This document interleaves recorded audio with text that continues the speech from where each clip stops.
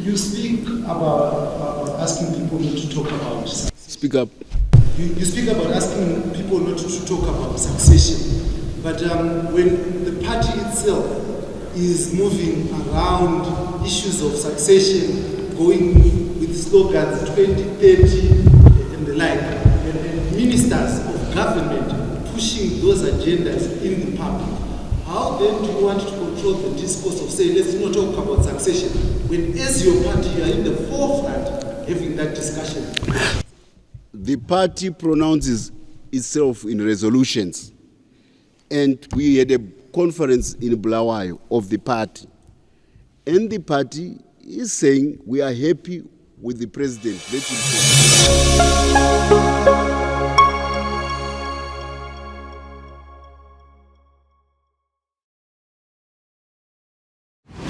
Welcome to the Deep Dive. This is where we take your sources, articles, interviews, whatever you've got, and really dig in to find the key insights. Yep, we sift through it all to pull out what matters, connect the dots, and, well, help you get up to speed quickly. Today, we're focused on just one source. It's an excerpt from a YouTube video, an interview, actually, and it touches on some really significant political and economic stuff happening in Zimbabwe. Right. And our mission here is basically to get inside the perspective of one specific participant in that interview.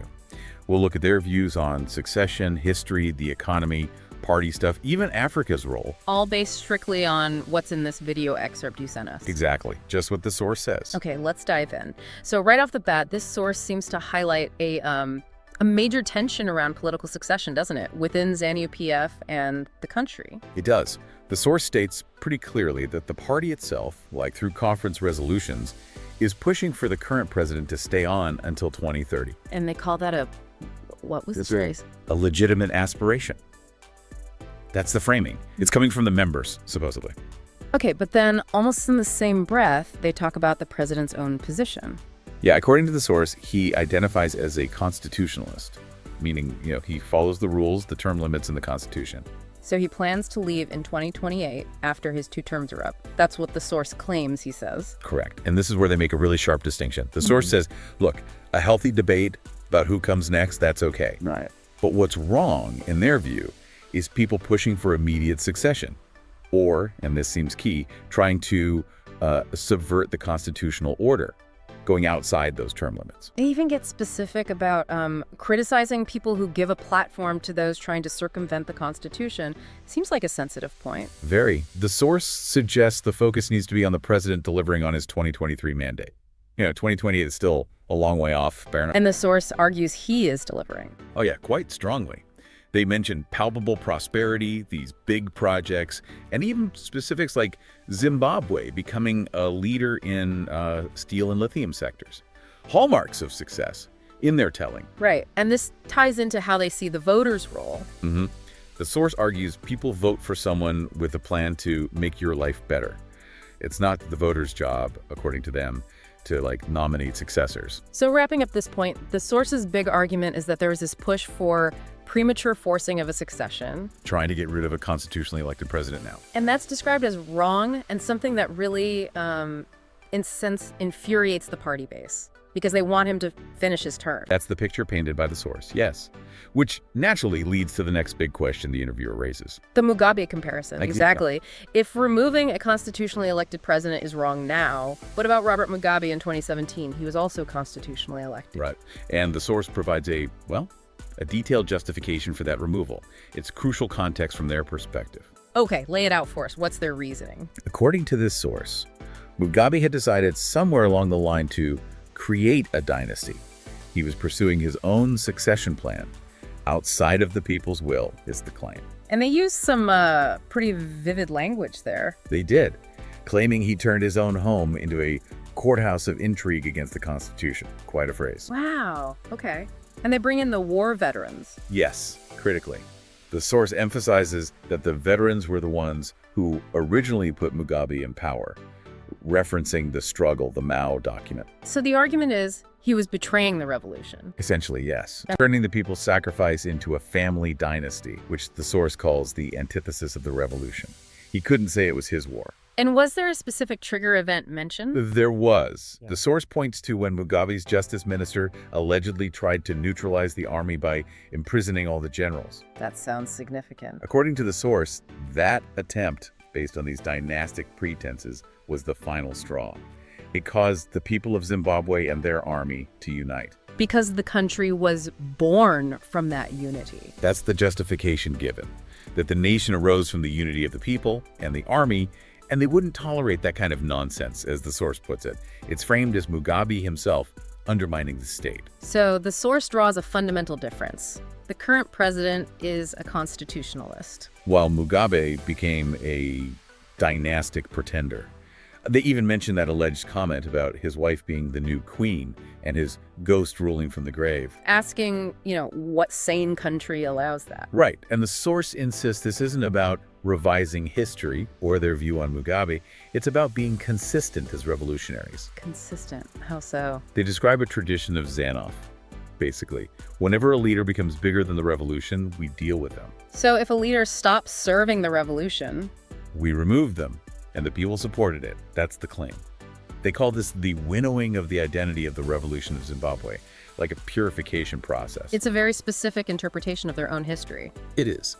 The source hammers home that the people of Zimbabwe and their state operators matter much more than any individual. Because of the sacrifices of the armed struggle, they can't allow deviations from the revolutionary traditions. Okay, that's a heavy justification. Now, shifting gears a bit, the source also talks about the economy, specifically that University of Zimbabwe lecturers strike. Yes, and the interviewer asks a pretty pointed question there. Something like, how can an economy be rebounding if it can't pay its lecturers? Exactly. And the source's response is interesting. They frame it fundamentally as an employer-employee relationship. Not a political problem. Or a sign the economy isn't doing well. No, they explicitly separate it from that. They say strikes happen in any country and are actually a sign of Zimbabwe's democratic nature. So striking is okay in this view? Yeah, nothing wrong with them striking. The source just hopes for negotiation, give and take on both sides to find a solution. And they emphasize the lecturers aren't acting politically. Right. They are not a political party. They're just fighting for what they think they're owed their due. So the onus is on the employer, the government, or university to just talk to them? To reason with them, yes. The source really pushes back hard against making it political.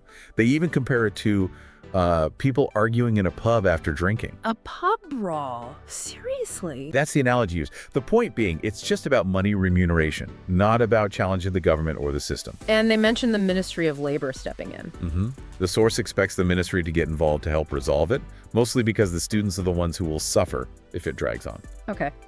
Interesting way to frame that. What about internal party stuff? There was talk about businessmen joining ZANU-PF, and specifically someone named Tagwere. Yeah, the source addresses that. The baseline point is anybody's free to join ZANU-PF. Yeah. Doesn't matter if you're businessman, farmer, fisherman, whatever. And they see more businessmen joining as a good thing. Actually, yes. The source suggests it means these businessmen are beginning to acknowledge the palpable prosperity under the current president. They'd applaud more joining. Okay, but what about the specifics, like provinces recommending someone for the central committee?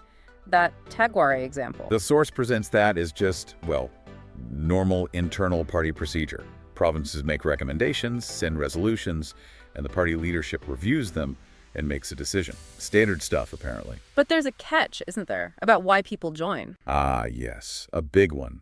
The source says what would be wrong is joining specifically to get power, like aiming to be president immediately. That is not the purpose of joining the party. The purpose, according to the source, is to follow the party constitution, comply with its rules, and wait for the proper process like votes when it comes to succession. So the hope is they join to serve the party, not themselves. Exactly. The source hopes they join to save the party, not to save themselves, and warns that joining for self-interest will not take them anywhere in ZANU-PF. And this connects back to that winnowing idea. It does. They reiterate, ZANU-PF is a mass party, so anyone can join. But they're confident the party structure will, filter out people with hidden ambitions that don't align with the party's revolutionary history. Just like they supposedly winnowed out past leaders who went haywire? Precisely. It's presented as part of the same ongoing tradition of maintaining revolutionary purity as they see it. Okay, connecting the dots there. So let's cover the last major theme from the source. Africa Day and Zimbabwe's place on the continent. Right. And here, the source puts a really strong emphasis on gratitude. Gratitude towards the rest of Africa for all the support during the liberation struggle. Sanctuary, training, material aid. All of it. The source states very clearly, without Africa, we would never have the modern state, which is Zimbabwe. Yeah. Africa was their conscience, their exile home bases. They also mention Zimbabwe chairing SADC currently. And then they launch into this really optimistic, almost grand vision for Africa's future. What's the vision? That Africa is on the cusp of a prosperity which will confound the world. That it's the home of civilization, and history is coming full circle. The stars are pointing at Africa again. Very positive framing. Wow. And there was a specific point about West Africa? Yes, quite intriguing. The source talks about armies there, which they say used to suppress their own people for colonial powers. Now doing what? Are now fending off post-colonial predators from Europe. That's the phrase used. So a shift in the role of the military. That's how the source interprets it. They call it a milestone of African development, evidence of a new consciousness, even among young military leaders. They're careful to say they aren't necessarily celebrating coups. But celebrating the perceived change in purpose, away from serving foreign interests. Exactly, a shift towards serving the people, potentially. That's the positive spin the source puts on it. And the final thought from the source on Africa. A very strong, almost prophetic statement. Africa's going to do well and is doing well. And Africans represent the future of humanity again. A powerful conclusion to their perspective on the continent. Definitely a broad historical sweep there. Okay, so let's recap. We've taken this one source, this interview snippet, and really unpacked the perspective offered within it. We've looked at their views on succession, the Constitution, the comparison with Mugabe. The justification for his removal, how they frame economic issues like the lecturers' strike, the dynamics of who joins the party and why. And finished with this sweeping vision for Africa, all strictly from the viewpoint presented in that source material. Right. We've heard one specific voice, dense with claims and historical interpretations, offering a particular lens on ZANU-PF, Zimbabwe's past and present, and its continental role. It makes you think about that relationship they described, doesn't it? Between, the party's internal wishes, the limits of a constitution, and what they call the people's will, how those things interact in their narrative. Absolutely. So what's the takeaway for you listening? Well, this deep dive gives you a specific window into how political power, legitimacy, history, and identity are constructed and justified from one viewpoint within Zimbabwe. It raises questions about how political narratives work. And building on that, here's something provocative to chew on, directly from the source's own logic. If, as they claim, there's this party tradition of winnowing out leaders who get bigger than the revolution. Who defines the revolution today, and who gets to decide when a leader has actually crossed that line and needs to be, winnowed out? Something to think about as you consider everything we've unpacked from this source. Definitely food for thought. That's our deep dive for this time. Thanks for joining us.